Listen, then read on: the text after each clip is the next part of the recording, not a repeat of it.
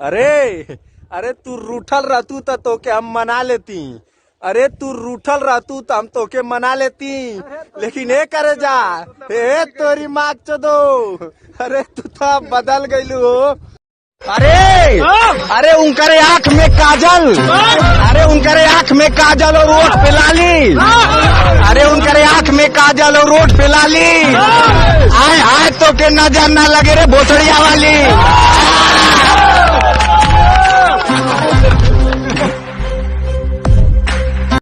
अरे अरे वो पगली अक्सर बोला करती थी कि जानू अगर तुम मुझे छोड़ के जाओगे तो मैं मर जाऊंगी। और आज समय का इस बात देखो कि पगली किसी और से मरवा रही है।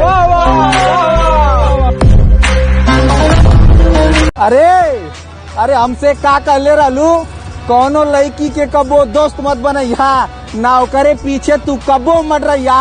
अरे हम तो बस तोसे तने पूछल चाहती, अरे तोके तो बस हम ही से न प्यार रहे तो ये करे जा और काहे तो आज दूसर का गणिया मर ले रहे।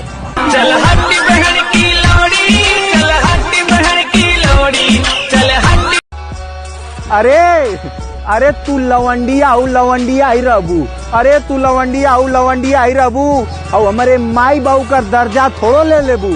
अरे तू लवंडिया आऊ लवंडिया आई रहबू, हमारे माई और बाऊ का दर्जा थोड़ो लेबू।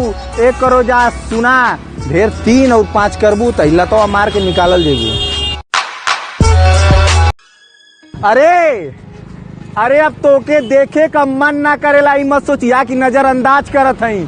अरे अब तोके देखे का मन ना करेला, ई मत सोचिया कि नजरअंदाज करत हई। ये करे जा यार आवाज सुना, अब भाई तोरे प्यार का माई थई।